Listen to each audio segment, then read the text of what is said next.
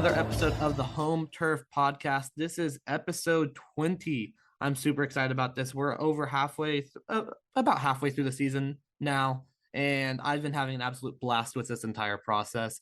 And today, I'm super excited to say that we are post-bye week, and I have another amazing guest with me today, Michael Sauls. You are with the Daily Gamecock. Talk to us a little bit about what you do. Yeah, so I'm a senior at the University of South Carolina. And with the Daily Gamecock, I am the managing editor for news and sports. So I've sort of worked my way up started off as a lowly sports writer my freshman year and was sports editor for a year or two and moved my way up on the management. I don't know if you're talking down on being a sports editor. I'm the head sports editor here at the battalion, but no, absolutely. So with your position, are you a little bit more of a sports writer, or are you a little bit of a jack of all trades, or maybe what is kind of the thing that you enjoy doing? Yeah, so I don't, honest to God, I don't really write for the Daily Gamecock because I'm doing so much editing and like dealing with kind of, more of the bigger picture organizational kind of stuff. I really do all of my writing for my internship with the On3 affiliate Gamecock Central. And then at USC, the journalism program during your senior year, the capstone experience is for one semester. You essentially are in a newsroom, like in the journalism school from 9 to 5. And so I do news writing for that, just to, have that. And then I do all my sports writing for Gamecock Central. But for Daily Gamecock, no, I really, I edit and I help the news and sports sections run their sections really. So Before we move on, I do want to mention you referring to South Carolina as USC, the real USC. Exactly. yes, Now, yes. before we get into, the meat of the podcast, this episode is sponsored, and every single episode is sponsored by our friends at Hitch. So, for all your ride sharing needs, make sure you check out Hitch. If you're needing to travel across the state, it's like Uber, but it's for longer distances. For 30% off your first 4 rides, up to $50 each ride, use code Aggie News 3. That's spelled AGGIE NEWS 3. Now, thanks again to Hitch for sponsoring us this episode and moving forward. Now, instead of moving forward, let's look back 2 weeks because we were just on a bye week. So let's talk about how week 6 went. Now, in week 6, South Carolina played against Kentucky. A Will Levis-less Kentucky, kind of a tongue twister there. But how did you feel about the performance against a ranked Kentucky team? I remember we were on a trip to Alabama. We were covering the game in person in Tuscaloosa. And I remember I didn't get to watch the game. And I'm pulling it up on my phone to see like what happened at the game like the day before. And I was like, wait, South Carolina won? So I want you to talk about that a little bit. Yeah, so I was in Lexington for that game. First off, shout out to University of Kentucky. Phenomenal press box. I loved the stadium and everything. I'd never gone there before, so that was really cool. But I mean, game wise, I was shocked, I guess is the right word. Coming into it, I thought, there might have been a chance with or without Will Levis that, South Carolina would be able to pull something off. And then, that entire first drive of that game was just absolutely insane. Like the first 3 minutes of the first quarter felt like a fever dream. It was just, a blocked punt, then a touchdown, and then a fumble, and a pick. And I was just like, literally what is going on right now? But no, I mean, yes, it was a Will Levis-less Kentucky, but at the same time, even like Chris Rodriguez didn't exactly look like himself for Kentucky. And so, I mean, you can only, a quarterback can only win you so many games by himself. So I don't think that should discredit South Carolina's performance against Kentucky because, I mean, they still played well in special teams and the offense kind of got it together in the second half there against Kentucky's defense. But no, I fully expected that to be a closer game than I would have expected it to be. And so I was shocked isn't the right word, but not exactly not shocked when they pulled that win off. Yeah, I also do not want to discredit Kentucky, which is a very good team all around. As much as you want to put attention on Will Levis because he is a top quarterback prospect coming into this upcoming NFL draft, an incredible athlete. Kentucky's a very good all-around team. They're very well built, and so you can even see that when they played without Will Levis against Ole Miss, and they gave an undefeated Ole Miss team a run for their money. Now, kind of looking back on that was 2 weeks ago. Look back on this last week. Both of our teams were on a bye week. And so I think that makes this game kind of interesting because normally when a team's on a bye week and the other team isn't, then it's like, okay, I can prepare for 2 weeks for a team when the other team gets 1 week. Both teams are coming in with 2 weeks. So what do you want to see your team kind of attack the bye week with? What sort of areas do you want to see South Carolina address?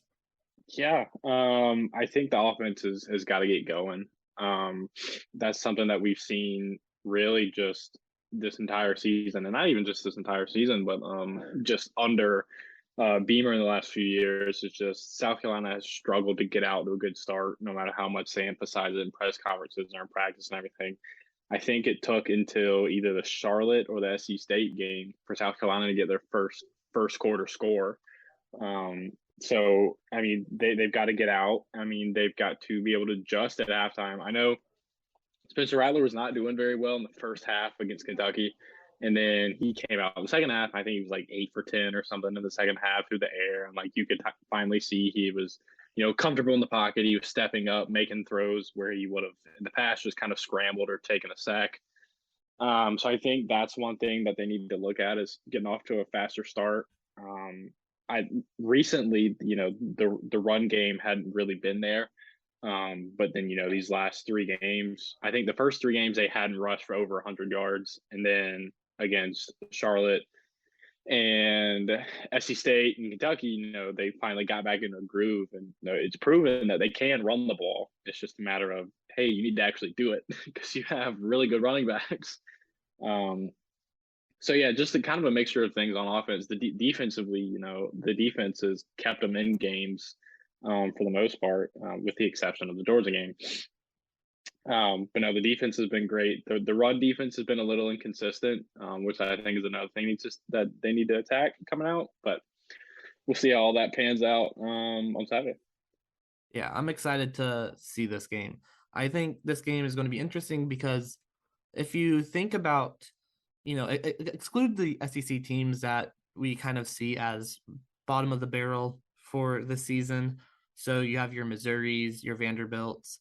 So if you kind of look at the teams that are more in the middle of the pack right now across the SEC, I would say that A&M and South Carolina, to different degrees, sort of have some of the less potent offenses compared to maybe what you would have expected coming into the season.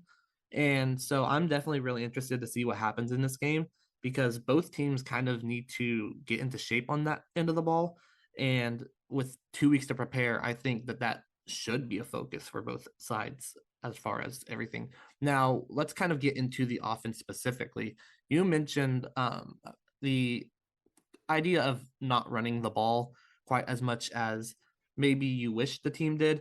One of the interesting things I found when I was digging into South Carolina's numbers was that there is sort of a discrepancy between the play calling as far as how often run plays are called versus how often rushing plays are called versus the execution of both. So, for example, there have been 185 pass plays called by South Carolina this season, 204 running plays. So fairly even in terms of, a 6-game sample size or such. Whereas if you look at the scoring, 17 rushing touchdowns to 7 passing touchdowns. It's clearly a difference in the execution on the rushing and passing game, but the team seems to be committed to a balanced offense. How do you think that the team should approach this going forward, or just kind of speak on that? Yeah, no, I mean, you're definitely right on the execution part of it. I mean, Marshawn Lloyd himself, and obviously I'm going to butcher the stat here, but I think was, averaging something like 3.4 yards per carry coming into that 3-game stretch of Charlotte, SC State, and Kentucky. And, he bumped it up against Charlotte and not like was averaging like 11 carries per 11 yards per carry that game. Had a high number again against SC State, and I think right now he's at the 5 or 6 yards per carry range right now. So it really was just a matter of execution in the sense of, hey, we're calling these plays, but they're not getting anything out of it. You know, they're getting stuck in third and long because you call back to back run plays on first and second down, you're only getting 2 yards per carry. So no, I totally agree, and that obviously the numbers show that it was 100% a matter of execution with the play calling, and it's kind of just, you know, give the ball to the guy with a hot hand. And recently, the run game at least has shown that they're capable, and the running backs have shown that they're capable of, you know, kind of exploding. Whereas in the past game, I think Spencer Rattler has had a couple games where his like yards per attempt have been like 4 yards, which is, you know, not ideal, not what you want out of a quarterback. But then, you know, he'll turn around and just quick pop like a 40-yard pass. So yeah, no, it definitely comes down to execution. You know, I think Beamer mentioned in the post game press conference after Kentucky was that they had a fourth down call against Georgia or something that the play just like it was totally just like butchered. Execution was not there. And he said they went and called it on third down against Kentucky and it popped for like a 45-yard pass or something. So I mean that just proves that, you know, that the play calling is there sometimes. It's just a matter of the lack of consistency when it comes to execution. To pull up on your yards per attempt idea that you had there, 7.6 yards per attempt on the season for Spencer Rattler, which is a pretty low number compared to going to your yards per attempt on Marshawn Lloyd point. At this point of the season, he's averaging 5.8. And 7.6 versus 5.8 isn't usually what you want to see out of a running back yards per attempt versus a quarterback's yard per attempt. Now, I kind of wanted to touch a little bit more on specifically we got into the running game, talked about Marshawn Lloyd, how he's kind of been surging as of late. And I think that he will probably be a focal point in this game against A&M, as I personally think A&M is most susceptible in the running game than the passing game. But to kind of go into that passing game specifically, you mentioned about Spencer Rattler. You're now a part of the Spencer Rattler experience, where you are seeing the, oh wait, this guy, this is why he was one of the highest touted quarterbacks. Like I see it there, but then it's not there. And so it's just about, you know, tapping into that for an extended period of time. So, you know, you talked about it from that perspective, but could I just kind of get some general thoughts on year one of the Spencer Rattler experience? Yeah, you know, I think from when he came, I remember the day he committed to South Carolina. We were able to watch like the first 5 periods of a practice because it was in between, you know, bowl prep. And we're sitting there and we're joking around with other media guys like, haha, they're not gonna get Spencer Rattler. Like just joking about how, you know, the quarterback troubles that South Carolina had all last season where Luke Doty got hurt, and you brought in Jason Brown and you brought a graduate assistant and Zeb Nolan up back onto the team. I mean, just you want to talk about quarterback just woes. I remember we were joking about that, like, oh, but it'll all be fine next year, guys, because I'll have Spencer Rattler. And, you know, we all laugh. And then 3 hours later, he puts that out on Twitter that he's committing. And we have a group chat with the local media guys going, like, what just happened? All this stuff. So I remember, like, when that happened, but just the noticeable difference in talent at quarterback has been glaring. You know, Rattler was a, you know, preseason Heisman favorite for a reason. I mean, he is a gifted athlete. He's good at football. He's good at playing quarterback. Just, you know, seeing the ball pop off of his hand compared to what South Carolina had last year, it's just kind of like, you know, eye popping. Granted, you know, with that kind of talent comes these massive expectations. You know, he had these massive expectations at Oklahoma that he couldn't necessarily meet. Obviously, got benched for. Um, so I think in terms of like all the things surrounding him, that aside has been kind of interesting, you know, cover and just kind of like be sidelined to. But then on the field, I think a lot of people are not happy with how he's performed this season. I think, you know, those expectations were very high. I mean, everybody expected Heisman candidate Spencer Rattler to show up, and Heisman candidate Spencer Rattler hasn't necessarily shown up. People were calling for his job during halftime of the Kentucky game. I mean, we were sitting there in the press box going, like, do you put Luke Doty in after halftime? Like, what do you do? I mean, he had his interception to touchdown ratio is very much skewed in the way of interceptions. I think it's 8 to something right now, but 5 to 8. yeah. So I mean, just that alone, he threw another pick, and you had people on message boards going, "Put Luke Doty in." People on Twitter going, "Put Luke Doty in." I mean, we were sitting there in the press box going, "Hey, this might be a time where you think about it." Obviously, he got his stuff together and turned it around in the second half, and they won, and led him to a top 15 victory on the 1 year anniversary of him getting benched at Oklahoma. And we had a reporter asked Beamer after if there was ever any thought of benching Rattler during that game, and he was like, "Nope, not at all." And so I don't know. I think to make a very long spiel short, he's came in. Everybody expected him to be Heisman candidate favorite Spencer Rattler, and he hasn't necessarily met those expectations. That being said, he is probably your best bet and the best you're going to get, considering just how miserable the quarterback room was last year. And that is no slight to Luke Doty, because even Luke Doty has shown tremendous growth between this year and last year. Now, I want to kind of go on a tangent here, mentioning Zeb Noland. So, fun fact about A&M, we've had our own quarterback struggles throughout the season. Our quarterback, Max Johnson, who's now out for the season, likely, he actually went to the same high school that Zeb Noland went to high school in Georgia. And I didn't know this until I was doing a story on the quarterback battle, and I was kind of digging into the past of all three quarterbacks at Texas A&M who were kind of vying for the starting role. And when I was talking to some former players who played alongside the quarterbacks, I was talking to some players who played with Max Johnson, and I was talking to this one guy who is friends with Max Johnson, and just kind of talking about what was it like playing with him, just kind of general ideas like who is he as a person. And I didn't realize until halfway through my interview that his name was Ben Noland. And I was kind of picking up on some things that he was saying. He kind of mentioned his brother a little bit, and I stopped at the end of it and I go, "Are you Zeb Nolan's brother?" And he goes, "Yes, I am." I'm like, that's an awesome story. But yeah, that's completely kind of just going on a tangent. But I did want to circle back on the whole Spencer Rattler thing, talking about how he is in, you see why he was highly touted, even in his down moments, because you got Spencer Rattler at his lowest, and he was still a heavily recruited player, because you see it pop. If you can get that high side variance to just unlock, things can just happen. But I wanted to talk about the weapons at South Carolina, because I think that's kind of the thing that I thought that South Carolina had a lot of really good weapons on offense to pair with Spencer Rattler.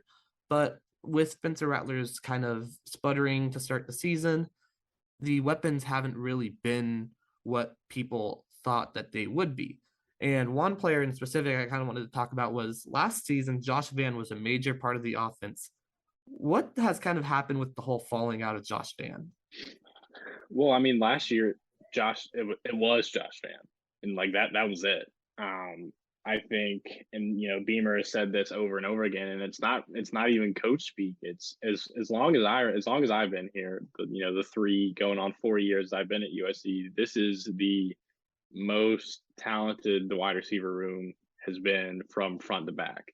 And so after, Josh Vann was the guy last year, not only was he the guy, he was the only guy, it seemed like. I mean, it was him, and then Nick Muse was number 2. And I mean, no shot to Nick Muse. I think Nick Muse could honestly still start now if he was here over Austin Stogner. But no, I mean, Josh Vann is it's put it simply, he's fallen off because there's so many other guys there. Jalen Brooks is back. Juice Wells. I mean, Juice Wells broke every James Madison, receiving record in the 2 years that he was there. Comes here and is already, showing that he can play. Amarian Brown, the Georgia Tech transfers in his second year in the system, and he's shown signs that he can pop off when needed. I mean, Corey Rucker is a guy from Arkansas State who hasn't played that much because of injury, but I think when he gets, I think his one catch is a 50-plus yard touchdown pass this year. So That when is he correct. comes back, 52-yard. yeah. So when he comes back, he's gonna be fine. But no, I mean the wide receiver room is the most loaded it's ever been. So it's not a matter of Josh Fan isn't good. It's that the guys behind him are better than they have been in quite some time.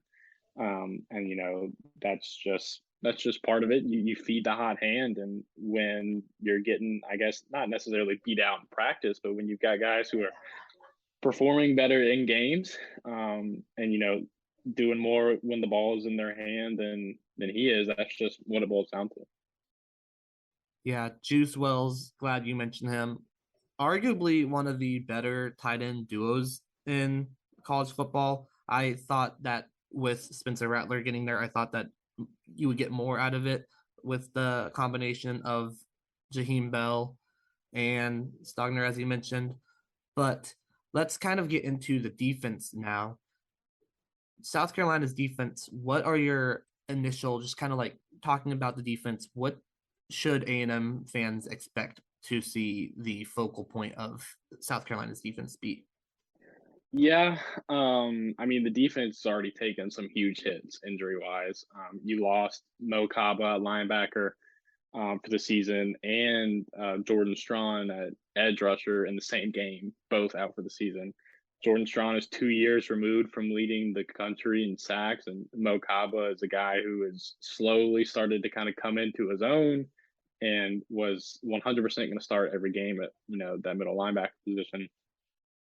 So losing those two, it was just terrible for that defense. Because then you're throwing in guys at edge who have been behind NFL talent guys and haven't played a lot, and now they're absolutely forced to be the next man up because the person who was supposed to be the next edge rusher from South Carolina to go, to be an NFL talent guy is out for the season. So I think the defensive line at edge had some question marks after that, but honestly, a guy like Gilbert Edmond has stepped up big time. Jordan Burks is an NFL talent on the opposite side of the line than Gilbert. Zach Pickens, another guy on the interior defensive line. It was kind of a question mark as to who was going to be like the number two guy next to him on that D tackle slot. And Boogie Huntley stepped up big, but he's been kind of battling injuries. Tonka Hemingway, who is just a phenomenal football name in general, but also just a phenomenal football guy, has stepped up in Boogie's absence, and I think that kind of 1-2 punch of Pickens and Hemingway. And then when Boogie gets back, those three are going to be brutal on that interior defensive line. In the secondary was a big question mark coming in. Really young, not a lot of like proven talent. You had Cam Smith, and that was about it. Cam Smith is another NFL talent guy. So like there are a couple NFL talent guys, but you can't, sure there's three of them, but there's 11 people on the defense. So I think Cam Smith hasn't skipped a beat. The secondary with RJ Roderick going down and then entering the portal on Monday, freshman, a local product, Nick Emanwari, has just stepped up tremendously. And I think you want to talk about, we joke about positionless basketball and everything, but I mean, you talk about like positionless like defense. Nick Emanwari like started at linebacker in high school, but I think he's played a snap on every position on defense except for like the interior defensive line. He's really good, and I think he's going to end up being a 4-year starter. He's done good. You lost an All-American in Jalen Foster and replaced him with an experienced guy like Devani Reed from Central Michigan. So I mean, the secondary is still kind of a question mark, but I mean, you've seen guys kind of step up as a result of that being a question mark. Marcellus Dial, a JUCO transfer from Georgia Military College, has been really good after being kind of iffy last year. Darius Rush has stepped up. David Spalding.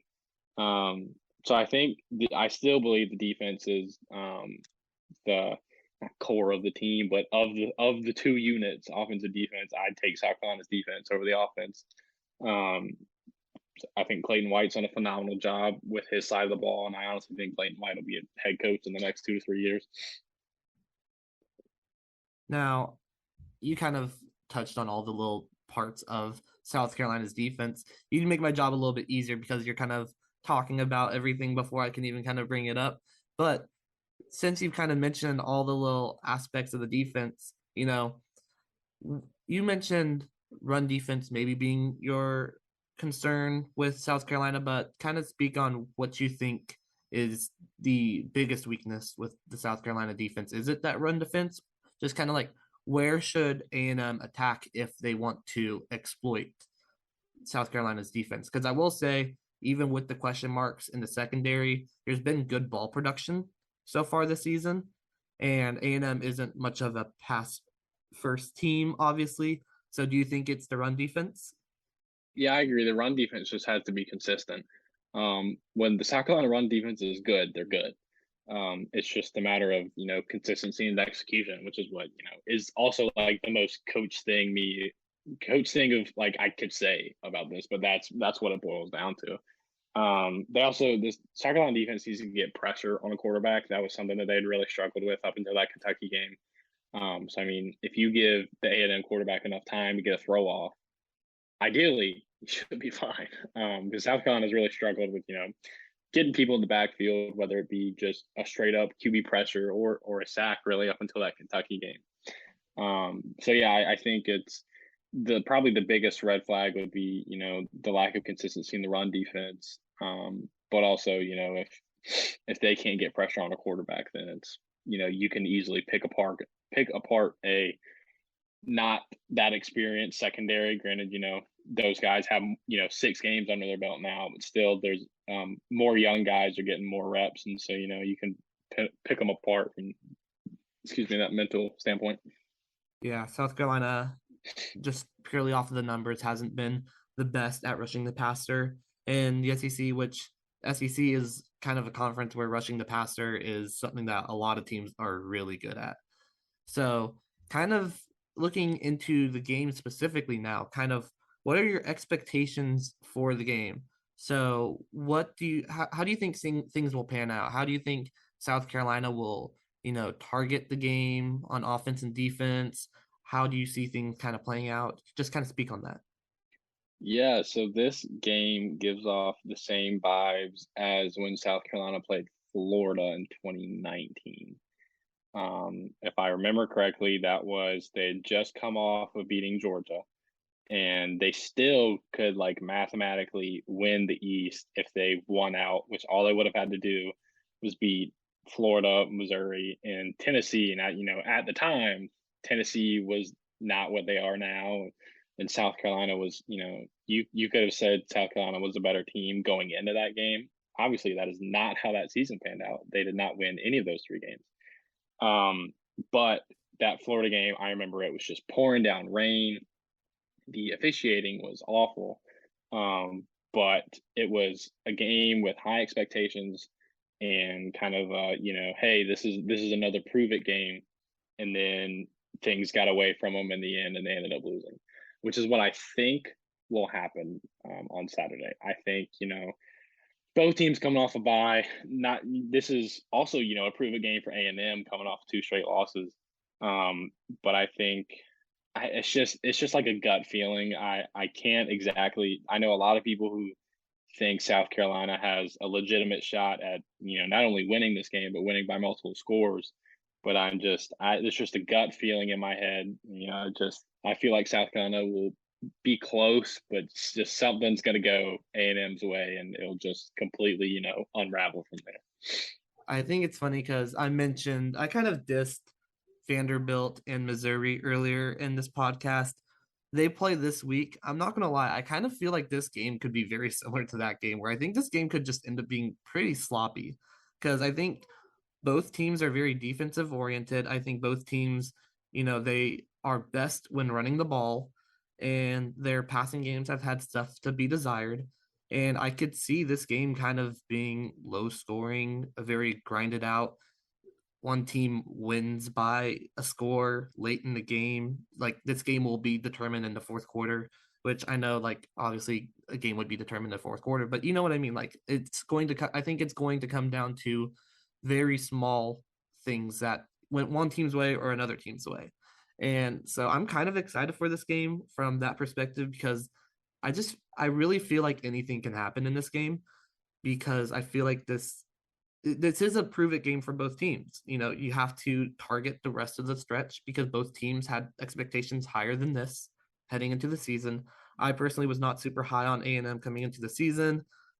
This is even a little bit worse than I expected, but I think that both teams are going to come out with a little bit of a fire, but I don't know if that means that both teams are going to come out, lighting up the scoreboards. I think that might be both teams come out slugging it. And so it ends up being this absolute slugfest the whole way through.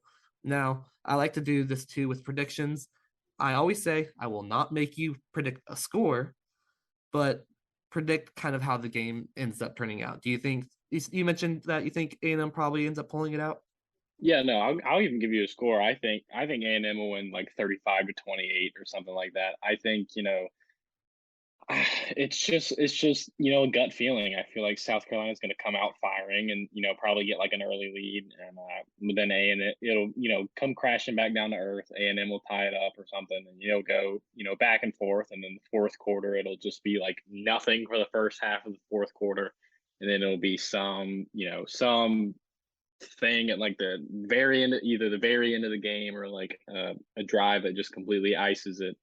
I don't know. I could see South Carolina winning. I just gut feeling. Just I don't know. I just feel like A&M is going to pull it out. Yeah, I 100% from my perspective, I think South Carolina has a very good shot at this game, especially if it's in South Carolina.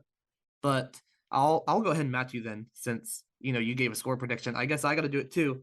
I'm actually going to say like I think this game probably ends up like 23-20. Like I imagine no team scores in the first quarter, 3 turnover third quarter between both teams, and there is a field goal with like 6 minutes left in the fourth quarter to take the lead, or a touchdown is scored, just some kind of score like midway through the fourth quarter, and nothing happens for those last 6 minutes. And That's that's kind my of what I favorite see. thing. That's my favorite thing about both of these teams is that either one of these could completely happen because that is Mm-hmm. just how both teams have played this year. A&M's been the most unpredictable team, man. Like, so on the season right now, me predicting on this podcast, I've gotten 2 games right because every single week they subvert my expectations. I got Sam Houston right and I got Alabama right. There you And go. those aren't necessarily things to be proud about because I said that we'd lose to Alabama and that we'd beat Sam Houston. The rest of the time, they've always done exactly what I expected them not to do. So I just want you to know that me saying I think A&M wins this game 23-20 probably gives South Carolina pretty good odds at beating this team. I got you. All right, Yeah, no, I that's think I think for my predictions, because I said coming into the season a floor of 5-7 and a ceiling of 8-4. So total just opposite sides of the spectrum there. But I think I predicted them to beat Georgia State and SC State and Charlotte, and I was like, all right, everything else it's a wash, doesn't matter. yeah, I know exactly how you feel. And I thought that App State would be the win, but that ended up being a loss on our schedule. All right. Thank you so much for coming on to the podcast. I really appreciate having you on here. Now, go ahead and let people know where they can find you if they want to find you on, social media, or where they can find you, your writing. You mentioned that you work for a couple of places. Yeah. You can just find me on Twitter at MCSauls, MCSAULS. You can follow the Daily Gamecock at the Gamecock, or you can follow the Sports Specific at TDG_sports. In my Twitter bio, I have a little website link that has all my work. So if anybody is a diehard listener and made it to the very end of this and decided, you know what, Michael seems like he kind of knows what he's talking about, go click on that link and I don't know, read my stuff so I can get a job or something. I don't know. I'm gonna But have yeah, to steal no, that. support student journalism and all that good stuff. Yeah, thank you so much. Speaking of support student journalism, we have a Battalion podcast network. Make sure you check out the Bad Signal, which is our news podcast, and our Life and Arts podcast as well. Thank you again for being on here, and I will see you all next time.